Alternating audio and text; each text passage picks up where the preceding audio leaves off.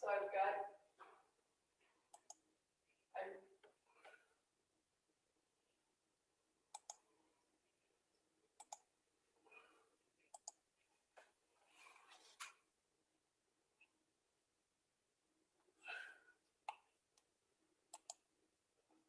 it's an interesting picture of you. I'm watching you on YouTube. I'm watching you on YouTube. Do what? Sit there. How do you get your picture into your? Yours is in there. I know, but how do you get like Haywood's got his picture up there? I always wanted to figure out how you do that. Oh, I don't know. That'll be my next lesson. Mary must know. Yeah, she probably does.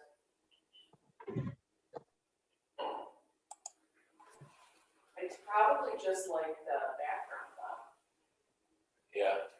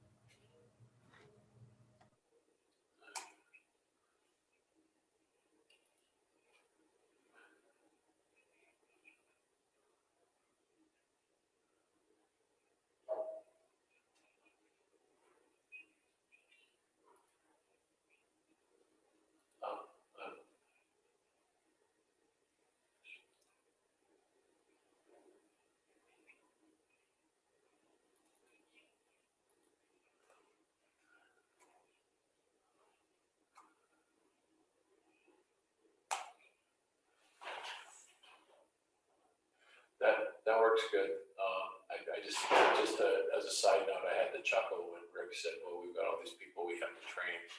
I'm just gonna chuckle and leave it go at that. So, but yeah, to the extent we can help, because we can, and I'll talk to Caroline because we should be able to parcel out some things that we might be able to do. So, good thought. Because we're a lot more competent than people give us credit for. So.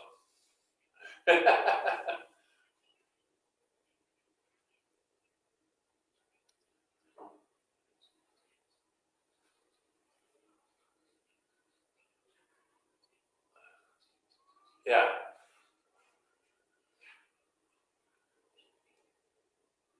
Agreed.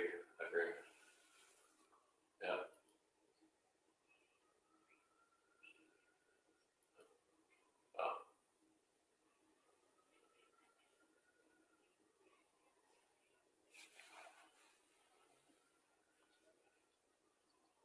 Yep.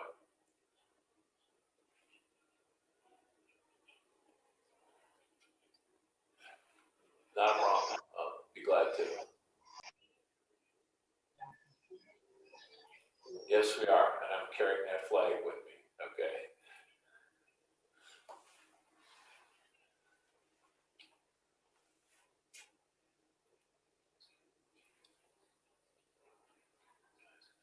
Exactly. All right.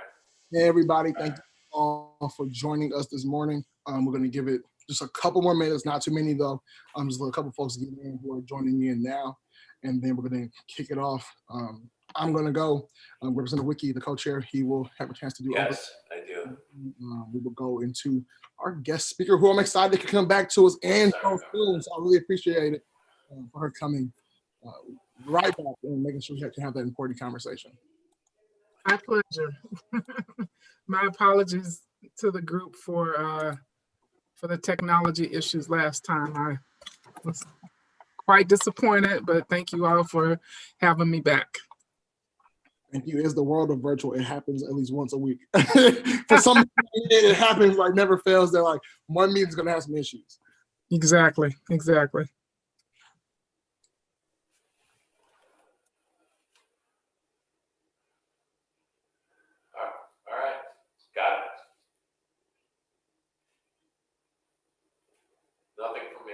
Hey, Bob, I don't know if you can hear me, but you're not on mute either as well. Just letting you know.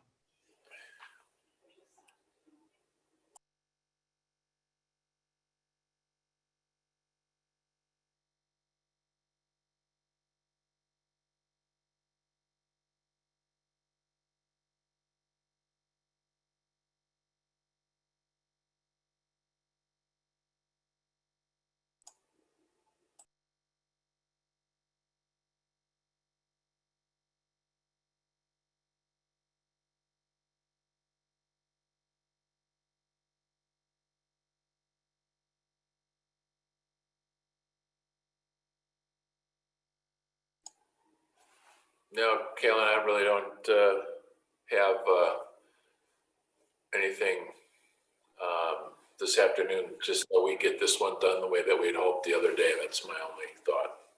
Okay, yeah, I was waiting until like 2:04, 2:05, just giving folks a chance to jump in if they're not in already, and then I'm going to kick it off. I'm going to speak real briefly and repeat what I said last time, and then kick it off to Ms. Davis, and then so just wait a couple more minutes. Agreed. Thanks. Oh, and Bob, for the picture, the picture that's on there when your video is off, it's in the settings. I'll show you. Okay. All right. Got it.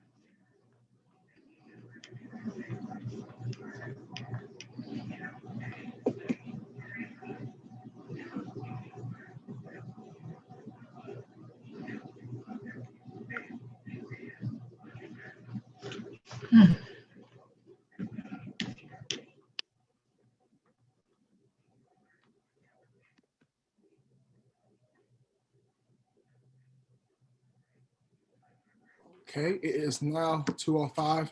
So I'm going to get started as I said I would. Good afternoon, everybody. Thank you all for joining us again today. Today's basically going to be what we have planned for Thursday. Just literally repeating what the plan was for Thursday. So I'm glad you all are here. Today we'll be hearing from Tondra Davis, or Miss Tondra Davis. She is with DOA.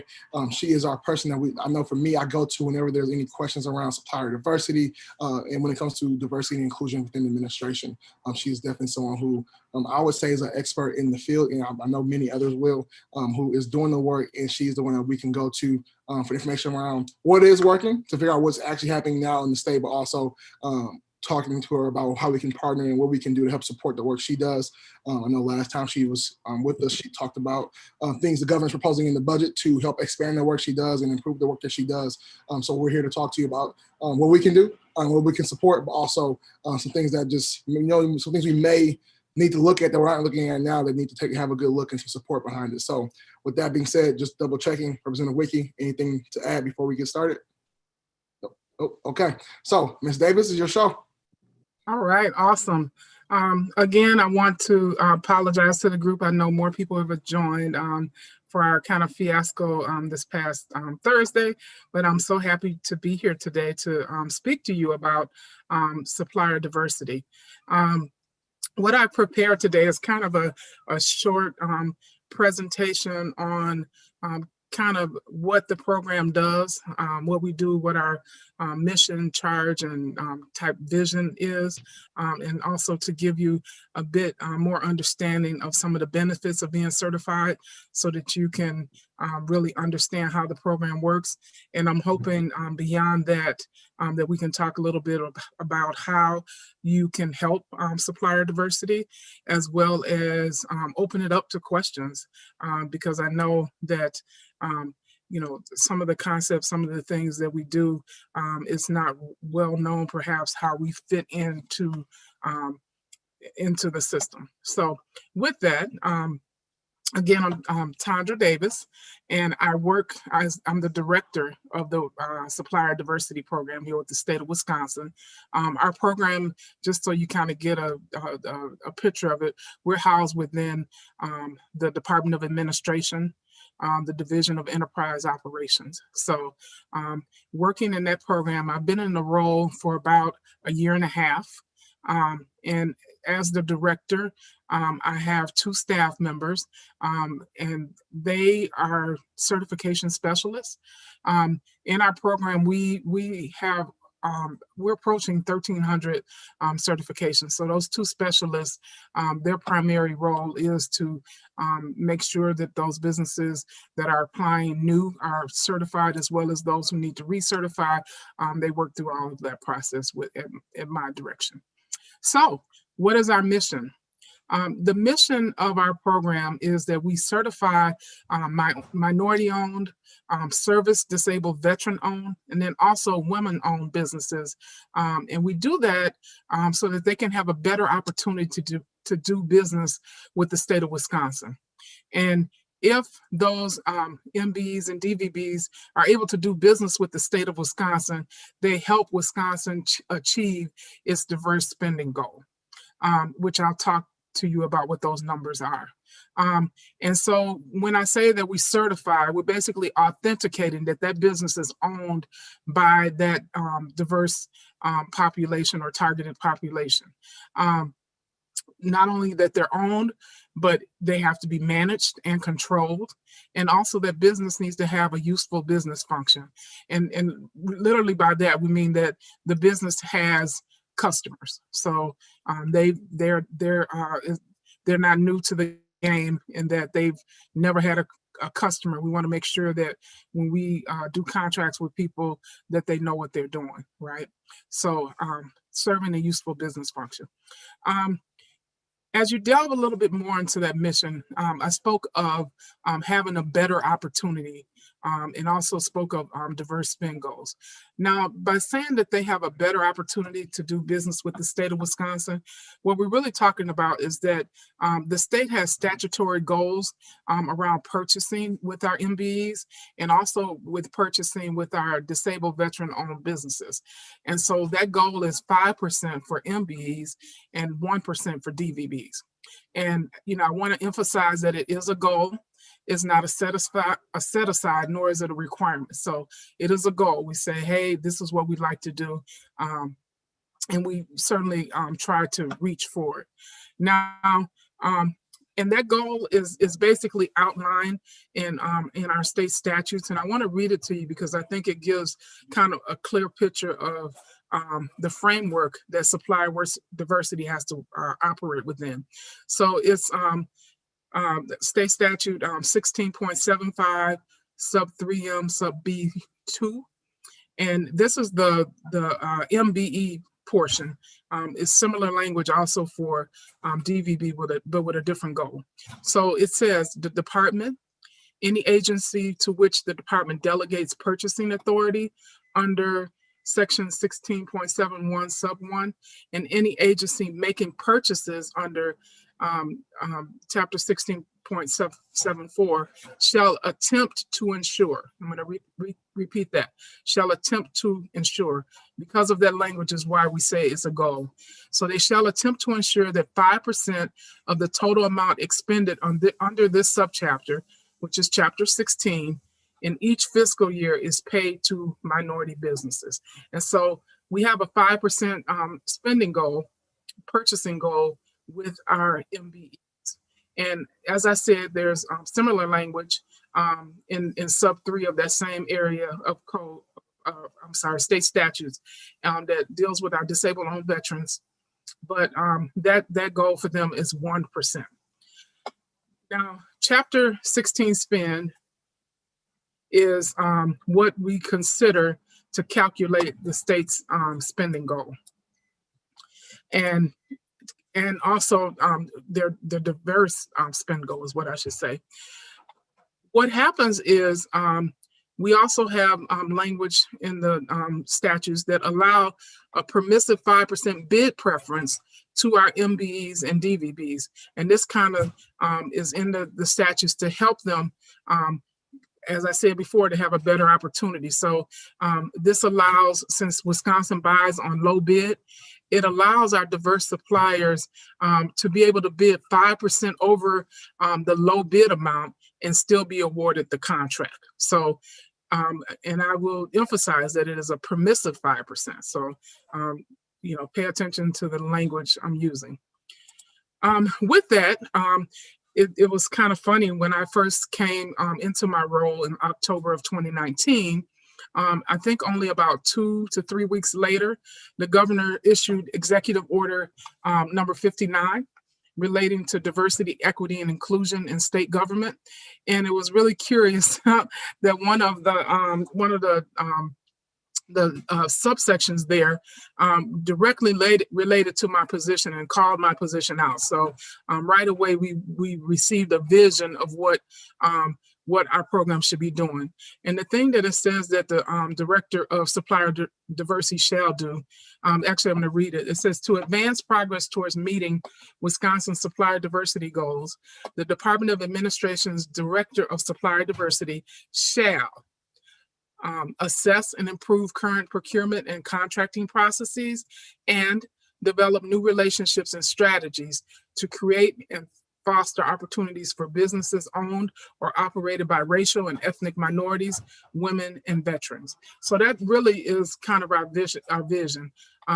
We are certifying the businesses and trying to work through contracting and procurement processes. And we're doing that in any way we can, like by developing these relationships, looking at policies, and all of this is because we want to make sure that these diverse businesses have increased opportunity. We know that that will lend itself towards economic development here in Wisconsin. And so I would say kind of our charge, much of the work that we do is around certifying those suppliers. As I told you, we have 1,300 approaching 1,300 certifications here in the state of Wisconsin.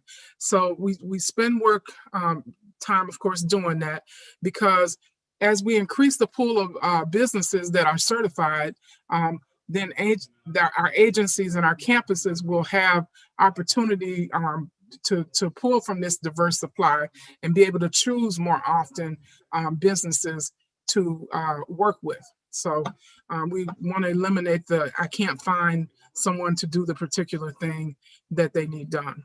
And so this involves a lot of marketing.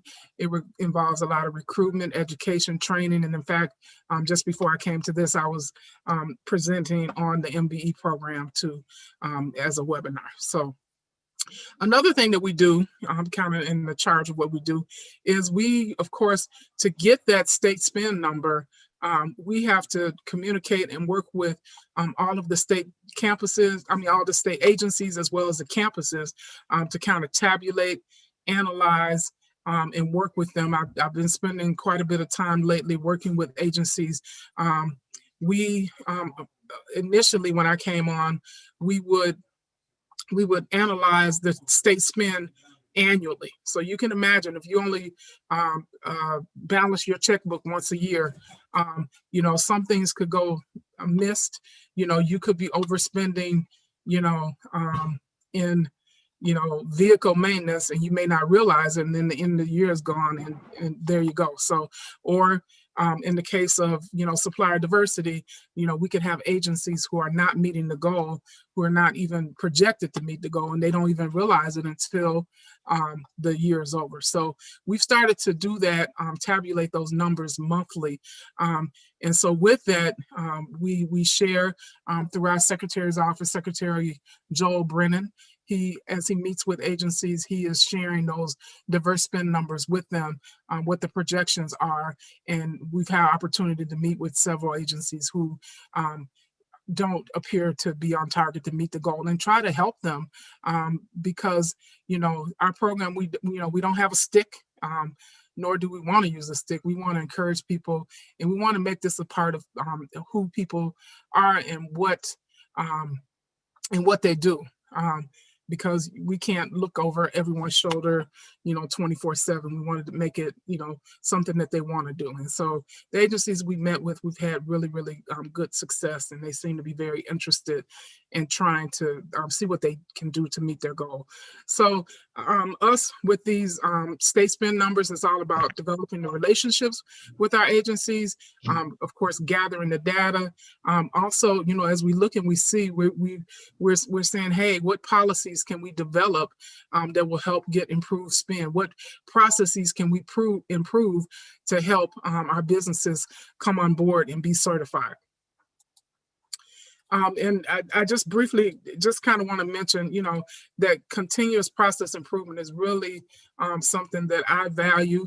Not to make this too much about me, but my background, I have a degree in industrial engineering, which is all about continuous process improvement. So that said, we have made great strides in this year and a half to improve our program. Any of you who may have been to our website, perhaps anything over about 4 to 6 months ago, you'll see a notable difference if you go to the website now with all the information we provide to visitors and businesses who are interested in becoming certified. So that's kind of a lot. We want to talk a little bit about our progress, right? So really our program is, I'm going to use the word judge loosely, but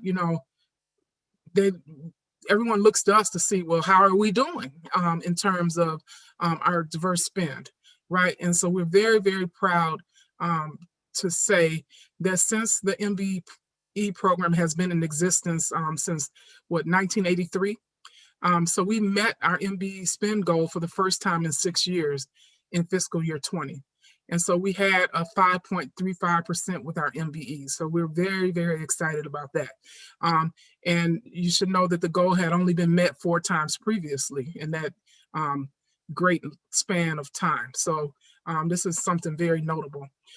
With our DVB program, that came into existence in about 2011, 2012. We did not meet the goal there. As I've told you, that goal is 1%. And so what we spent with them was 0.05%. So we're quite a ways from 1%. And so we know that not only in DVB, but MBE as well, our work continues. The 5% is not a ceiling. So, we say we want to keep our foot on the gas, and we want to continue.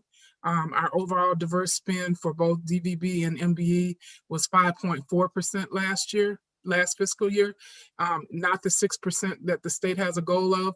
So, of course, we're going to keep our foot on the gas. We're going to keep doing things and improving processes and building those relationships as outlined in the Governor's Executive Order 59. Where do we go from here? As I just said, continue following the directive of the Executive Order 59. Representative Haywood mentioned about advocating for the governor's executive budget. We are strong supporters of his executive budget, which includes a Wisconsin for All Diversity, Equity, and Inclusion initiative for supplier diversity. As I told you, we have 3 staff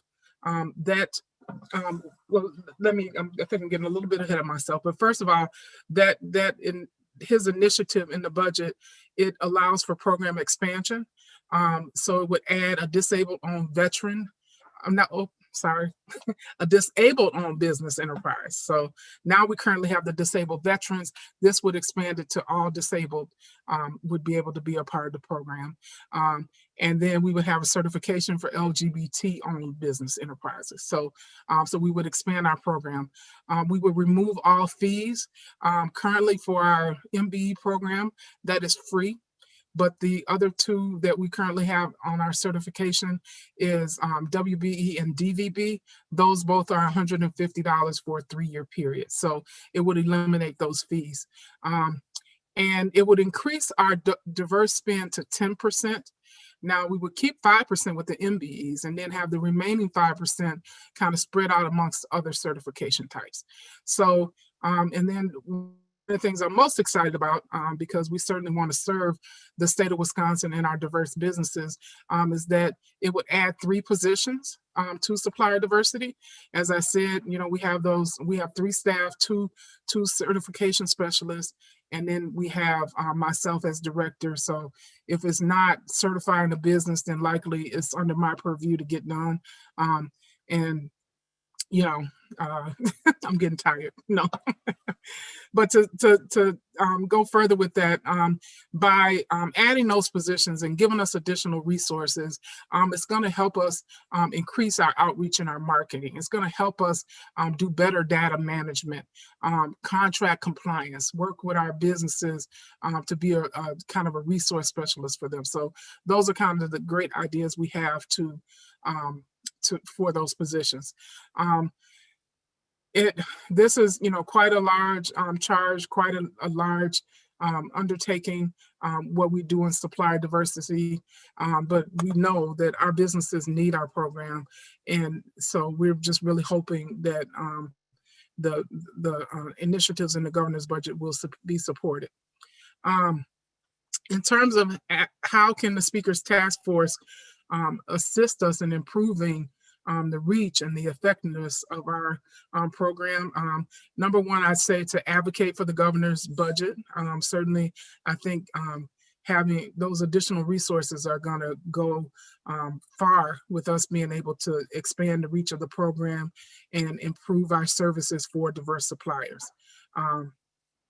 And that said, when you look also in the governor's budget, he has equity officers that would be across the enterprise that would help coordinate and collaborate.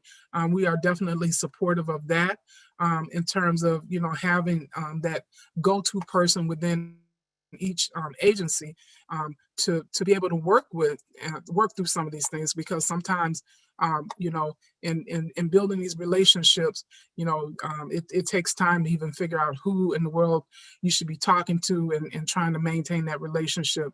But if we had, you know, identified people who this was their purpose and this was their cause to kind of help supplier diversity, that would be absolutely wonderful. Another thing is, I know you all have, you know, your districts that you work well in, and you have a huge voice. So we ask that you would share about supplier diversity, encourage any business that you encounter. If you perceive them to be eligible for our program, be it they're minority, woman-owned, whatever, encourage them to, you know, visit our website and consider becoming certified. I know DOA is committed to, you know, trying to help in any way you can. So if you need information, graphics, one-pagers, you know, a PowerPoint slide, whatever, just reach out to us and we will certainly get that to you so that you can help. Or even if you want me to come and speak, I would certainly be willing to do that, because we want to make more businesses aware of our program. We want more businesses applying for certification, and you know, that will only help the state. It will only help the business and also the state of Wisconsin as a whole. That said, you know, just to talk a little bit about some of the challenges that we have. You know, I feel like I'm a broken record by now. Of course, you can imagine internally our hugest challenge is that we have a small staff, really. I think we have great ideas, great vision, but we're not able to, you know, enact, you know, many of the things because, you know, it's limited. We have to make sure as you know, you want to make sure you take care of those core things. You know, we can't let certifications lapse. We can't drop those numbers, looking at those and analyzing them. But because of the staff, so we have, you know, limited things we can do beyond that. So that would be our hugest challenge.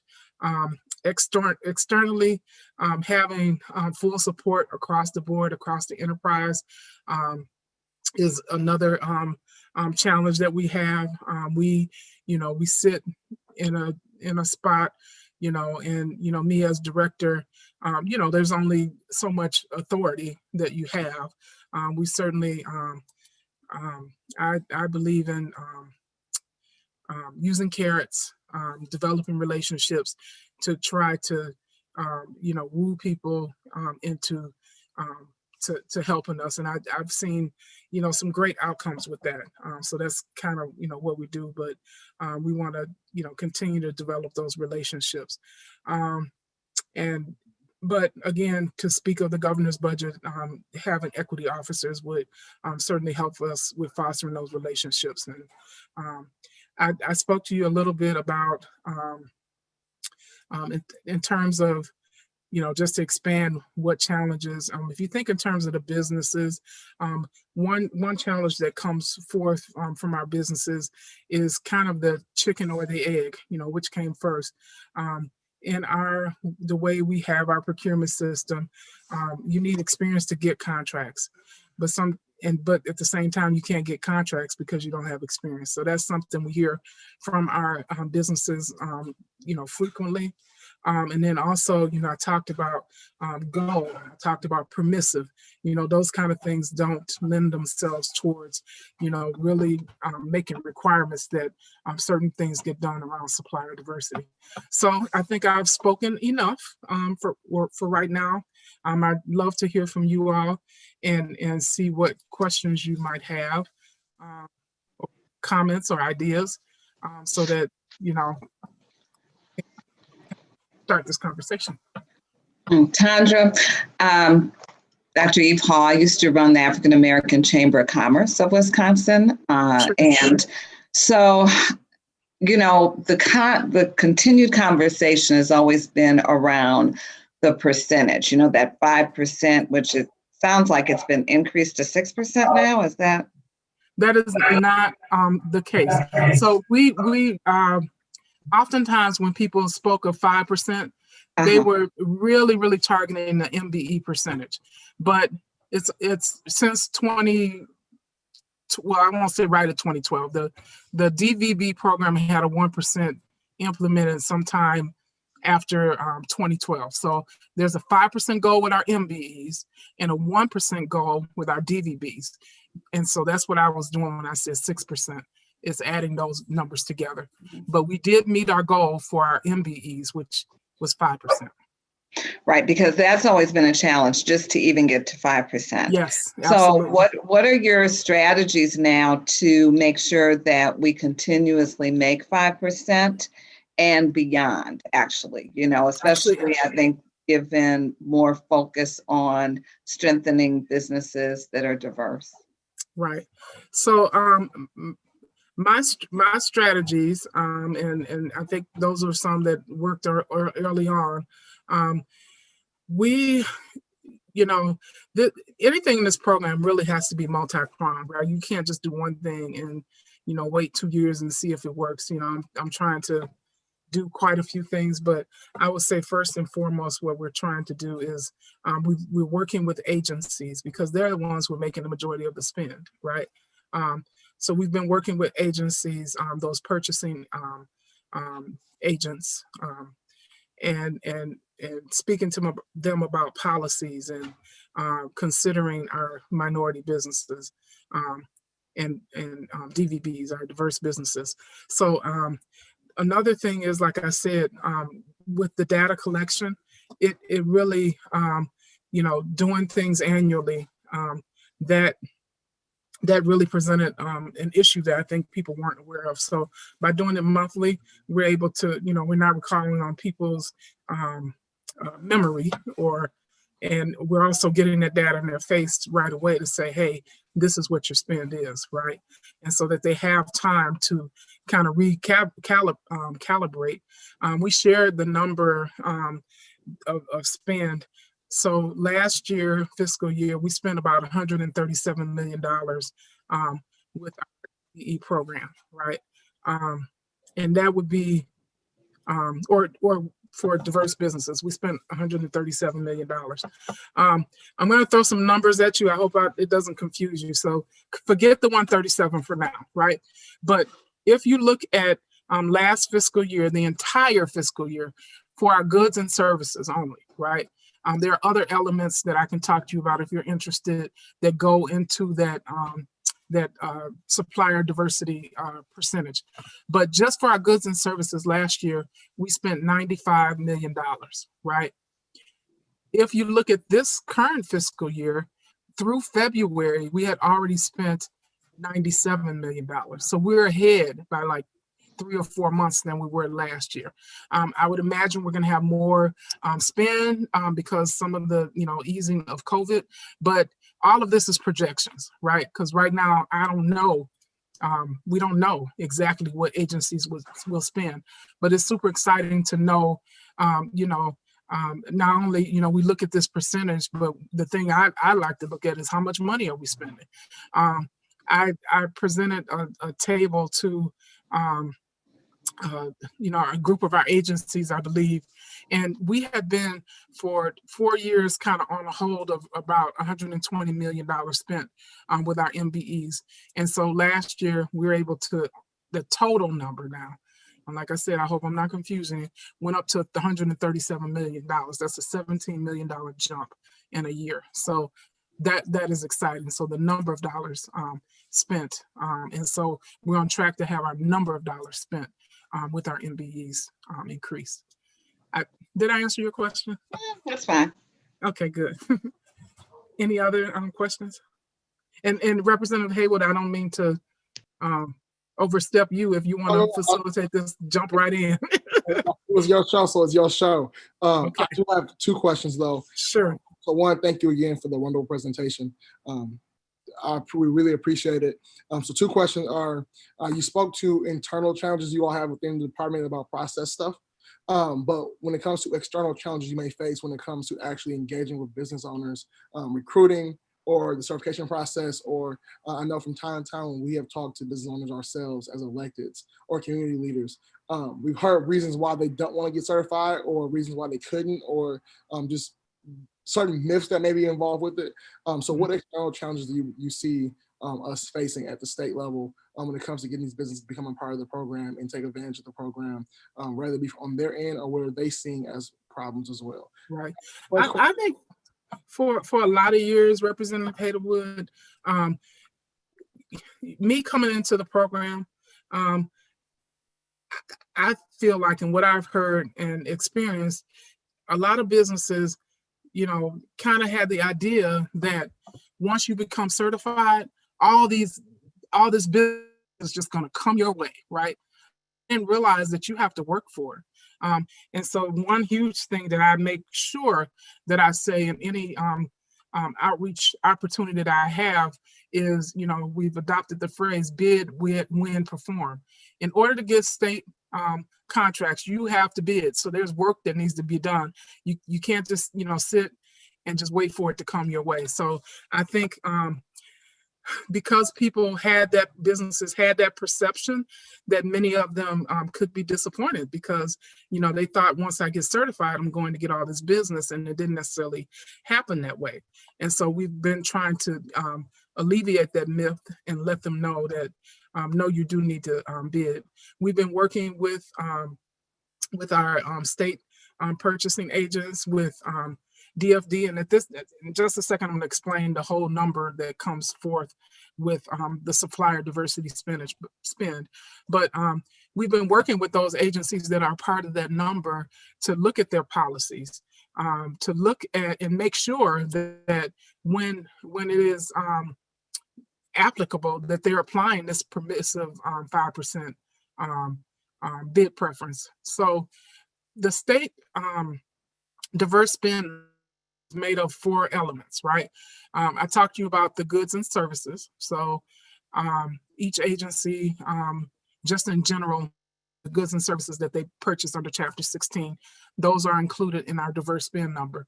But also DFD, the Division of Facilities Management Development, they've changed their name, Division of Facilities Development.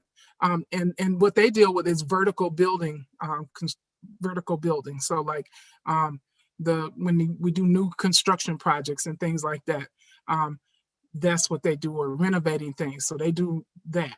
That number is put into our diverse spend, as well as architecture and engineering around that vertical building.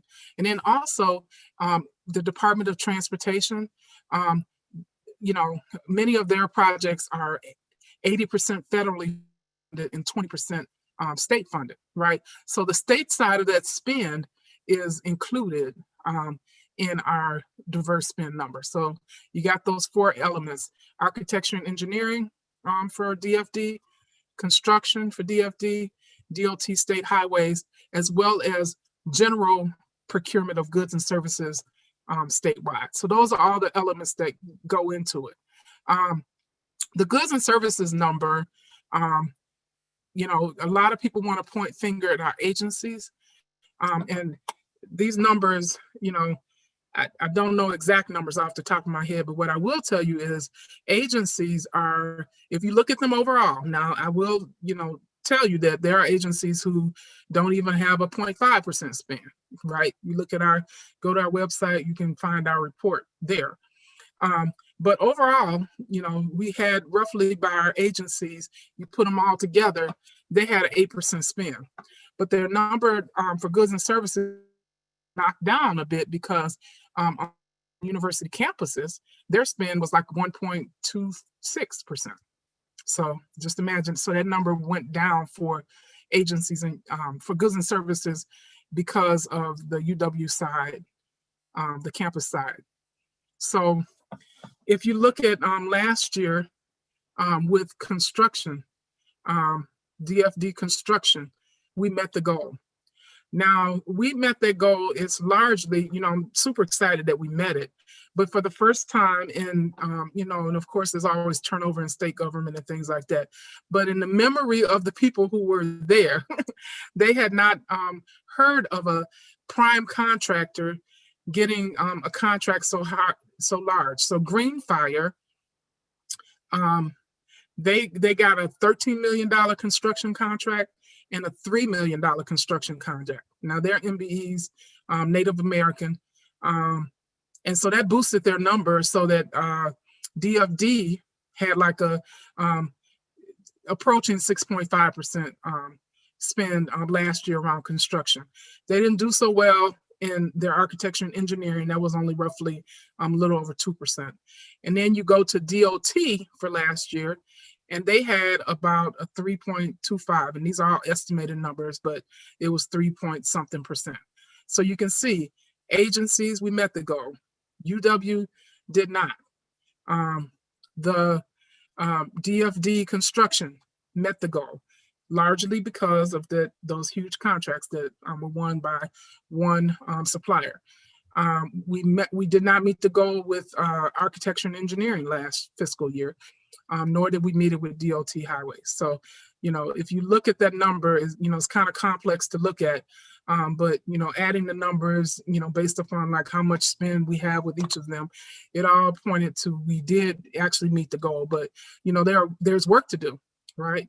And again, working, having relationships, I meet, you know, roughly it was monthly, but now we've kind of, it's kind of evolved into, you know, every couple months meeting with DFD to develop policies and work through processes to try to help us be sure that we are meeting the goal. Another thing I'm doing with DFD, they have on the architecture and engineering side, they have a selection committee. Much of the architecture and engineering is their process of bids. They don't do low bid for them.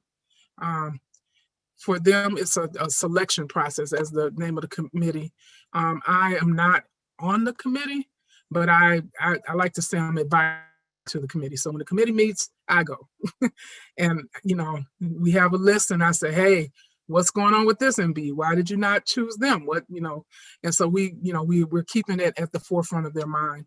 And just having that relationship, I can say this year, it seems like, and again, it all, we could be right now at a point of we would meet the goal. Their data to me is delayed. By the time I get the next data, we could be behind. So I don't know. But at last check, we were meeting the goal in architecture and engineering, which we did not meet last year. So that's exciting. So I feel like having that relationship is working.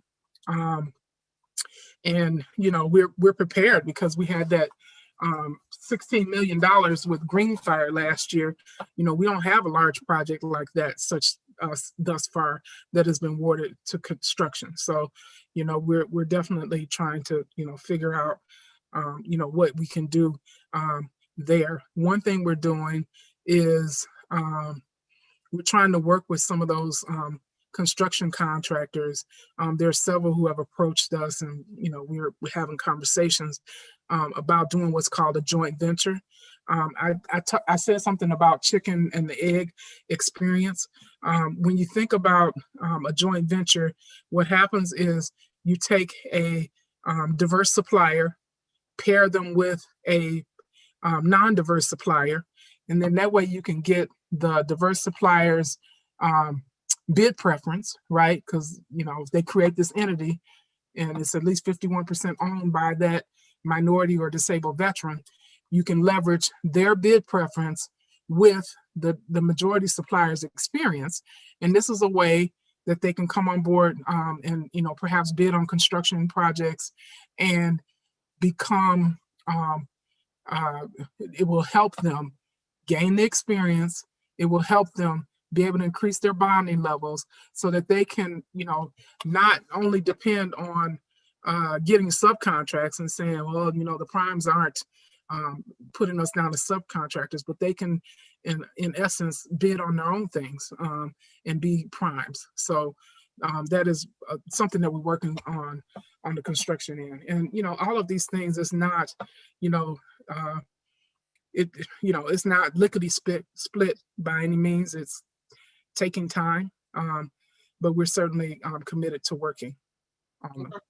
Cool, I appreciate it. So second thing is a request, not really a question that we got like 15 minutes left. So I'm gonna give some more members a chance to ask questions. Just the one request is it possible, I don't know if it's on your website or not, but to get the historical data for the last 10 years around what the state has been doing around supplier diversity and the numbers we've been meeting, to see what years were different and what was happening during those years, and were there certain projects or certain things in place that helped us reach those goals or exceed those goals, just to have the data and the numbers as we make decisions moving forward for the last 10 years or so. So 10 years will require more work, and you heard that I've been in my role for a year and a half. My staff have been there roughly 3.5 years. So I don't know that we have the history of everything that might be going on, but we on our website we do have 5 years worth of data. To reach out beyond that, it would require some I'd have to take that as homework. Yeah, and we can figure it out offline too, I think. So with that being said, any members have any questions or comments, or don't all go at once? I will add also, Representative Haywood, if you look in our even current report, we do report all the years of spend, what the percentages were. So if that could be a starting point since 1983. Before my time, but okay. Okay. Anybody have any questions? I have a question. Oh, okay, go ahead. So does your department also track the number of waivers we give and the type of waivers we give as far as when it comes to contracting and when you miss your goal or when you miss your mark? Is there any tracking out of your department? So waivers, no. That is a purely a procurement function. So no, we don't. So when waivers happen, now I've had conversations, and I do work very closely, as a governor's order, I work really closely with procurement. When waivers happen, it is from what, and I think we've talked, well, maybe not here, but in other settings, that I think it would be good for you to speak with our director of procurement, Cheryl Edgington. She is very well versed, and like I said, we have a good relationship. But when waivers happen, they not only exclude our diverse suppliers, but they exclude everybody. So it's and the reasoning behind many of the waivers, we've had this discussion. Oftentimes, so if we buy a large piece of equipment from, GE, right? And we need a part for it, right? Or we need a maintenance contract. They're the ones who and it might be a proprietary thing that they've said, hey, if you alter this in any way, then we can't support a warranty or something like that. So you need a waiver to say, okay, we're going to exclusively go with GE on this.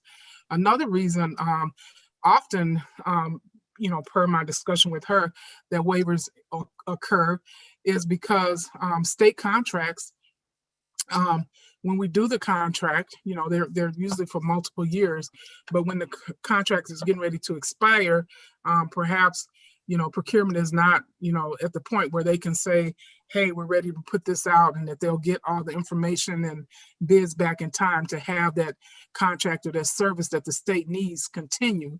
So they do a waiver, and it's simply to allow them time so that they can make sure that we have continuity of services on whatever contract. So those are kind of the larger reasons why. But again, that is not my area of expertise. And nor do I know numbers or anything like that. Thank you. I failed to mention that Lowell McNicholas from the DOA's office is here also with me today. He's a legislative liaison for DOA. So I'm sure if you need arrangements or whatever to speak with anyone or get additional information, he would be more than willing to work on that for you. Absolutely. Whether it relates to SDP or state processes in general, after this meeting, happy to continue conversations.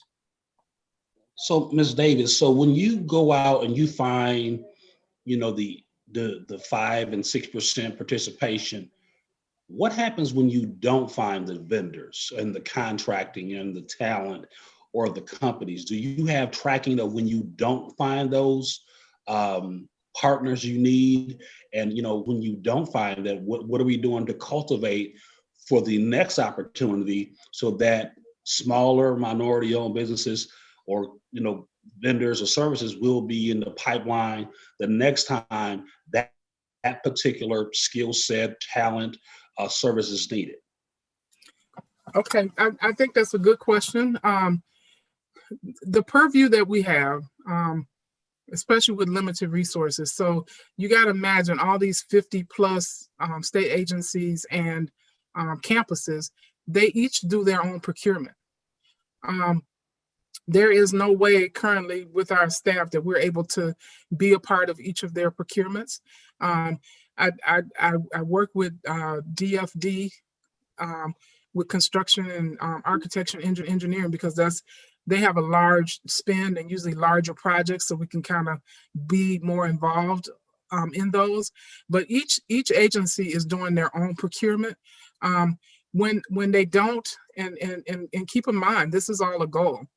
If they don't find the 5%, and oftentimes, the 5% is going to come when you say 5%, either, and I'm getting ready to throw out some more terminology to you. I hope it doesn't again confuse you. But okay, so the state contracts, if the state contracts directly with a business, that's going to be 100% spend. It's not even 5%. If we contract directly with an MBE, the spend on that project is 100%. So that would mean that for that project, we would have to have an MBE or a DVB apply for it, bid, win, perform, as I said before, win it, and then complete it, right? in cases where, you know, you want to talk about 5%, the state has an overall goal of 5%. It doesn't necessarily say that for each project you have to do 5%, albeit that is typically how people tend to think of it, and, you know, kind of, you know, making, you know, each agency, you're supposed to do 5, you do 5, you do 5, but that is not, I read the language to you earlier. So what happens is when we do have our, and every agency does it differently, but this is the kind of thought that we try to leave with them, is that when you have a prime contractor who is not a diverse supplier, then we want 5% subcontracting, right? But that is a goal. If they put it on, if they do 5%, then that's absolutely wonderful. If they do 18%, that's wonderful. But if they don't do 5, we don't have any, there's no penalty. We can still accept the bid. So, you know, because it's a goal, we can still accept the bid, even when it doesn't have 5%. And so we are at the mercy. I don't know if that may sound too strong, but depending on, you know, who's winning that bid, their 5%, if they have 5% or not, that is what comes in on that spend. Well, the reason why I said, and this is my last question, I know Representative Haywood had brought in Ruben over at the Black Chamber, and that was some of the concerns that came up out of that conversation about just the level of participation with the chambers, and how he had a really great presentation. And I appreciate Representative Hayward for bringing them in. Thank you. So I think you just asked. Sorry. I think the question was, are you at all getting involved with partnering with the different chambers of commerce that are around the state, who connect directly with the businesses? Are you at all using them as a tool to recruit? Absolutely. We work with the chambers, and recently we really, you know, took a look at our budget and say, hey, we got to figure this out. We became members of a lot of the chambers around the state, and so we work with those chambers when they have events. Things have kind of slowed up, of course, through since COVID or whatever, but that is a large source of our outreach opportunities, is to go and meet those businesses that are part of those diverse chambers, and market our, you know, certifications. Yeah. Okay. Any other questions from members? We got about 5 minutes left, so wrapping up. Only other comment would be, you know, diverse businesses tend to be 1 to 2 person operations, which sometimes makes it difficult for just follow up on some of these bids. You know, we know there was a challenge even with PPP, with them being able to get that support. How do you see yourself or your office providing additional support to businesses? And is that your role to do so? The chambers, I know that's what we help to do, but is there any other, I'm always around strategy, is there any other thinking that's coming from your office in terms of strengthening the 1 and 2 person businesses? So I will say business resources, you know, that is something that we kind of had to let go of with all the other charges that we have to do, you know, with our limited staff. We would, so how we deal with that, we partner with other organizations, the Wisconsin Procurement Institute. They help people, you know, not only will they help you, you know, find the bid, they will help you bid on it, right? So we partner and we point our businesses to those resources that are in the community that can help them. Okay. And, you know, again, with increased, you know, staff, you know, business resource, having a business resource specialist is certainly one of the things that is, you know, that we plan to do. Representative Wiki. Thanks, Representative Haywood. Yes, thanks, Ms. Davis. I really appreciate the information you've given us. I've got a couple of questions.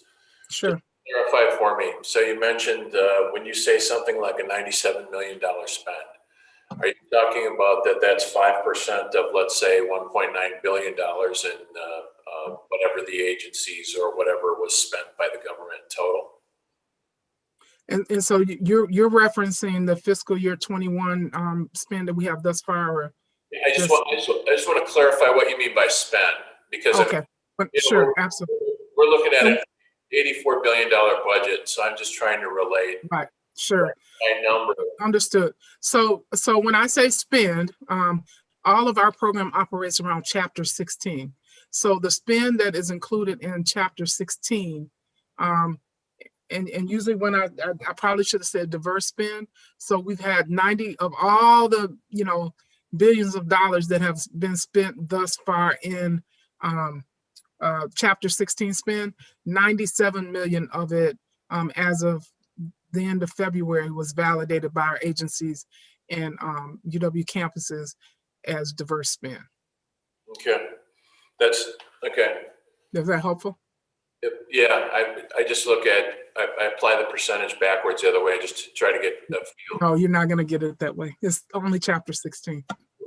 Okay. Then a couple of other questions that I have is that, I think one of the things that we heard in another hearing and so on is that there are some suppliers, some minority businesses that don't want to be certified. Mm-hmm. They're afraid that all they're going to get is the 5%. Do we need to look at, maybe different way, an initial certification for a 5% and then preferred provider at some point in time so that they're just lumped in with everyone else? I mean, I look at to make sure that everybody gets equal opportunity at being able to get as much of the business as they possibly can. And what I can get concerned about is when we start putting percentage labels on things that some do lose out because it's just a check the box that I gave you 5%, when maybe the business was good enough to get 100% spend of the contract. And I think that's some of the frustration we heard in another hearing. So is anything being done to try to deal with that, or is that just something that maybe doesn't exist? I would say, in my mind, it would mean that we probably maybe should add this in terms of a marketing component, because 5% is not a ceiling. It isn't. And in fact, fiscal year 20, it was 5.35% or with our MBE, so it was more than 5%. So, we talk about the Greenfire contract that I told you about. They got the $13 million one, and then they turned around and got a $3 million one, so they weren't limited, right? So there is no limit to how much. I think oftentimes if people are thinking they're limited to 5%, where again, our prime contractors, they do get to decide, how much money I spend with company X, company B, company, C. And if they limit it to 5%, but again, that is a working relationship that we're trying to work with DFD to communicate with our prime contractors. And then my last question has to do with, for example, one of the biggest appropriations we make is to K through 12 education aid. Do we need to start taking a look at not only spend through agencies we fund, but let's say I provide 70% of the aid to a district for their operations. Do we start to take a look at that? We have some requirements if we're going to fund you that much, that you've got to reach the program further down, because I heard in another hearing that the more that we strengthen businesses in these communities, the better off the communities are, the better off we all are. And so I'm just looking at, possibly different things that we should be evaluating to try to expand this and try to develop more business for all. Sure. I think that's a great question. In terms of schools, that's not my area of expertise, but I will say the districts that I know of, they have their own requirements. They typically will have an affirmative action or equity office that pays attention to contracting, and they have goals and some even requirements around it. So I don't know if folding something like that into our program would be so effective, or and then you're thinking about this is going right now, we're doing state agencies, but if we have to go to each individual municipality, that is a far reach. And again, I really believe that many of the programs, because they receive federal funds, they are paying attention to how they spend their money, and especially with racial and ethnic diverse populations. I think Mr. Nelsky. Yeah, so I actually, Representative Whitke, I like that idea. At the school or municipal levels, she's right in urban centers, but once we get into the north, the Sheboygans, the Green Bays, the Manitowoc, some of the larger systems, that would be a local either ordinance or policy that would guide that process. So I like the idea of a potential statute review of in the RFP process itself, that the districts or municipalities would be responsible for reporting, percentage of response to RFPs, and then and proposals granted or contracts granted to minority businesses.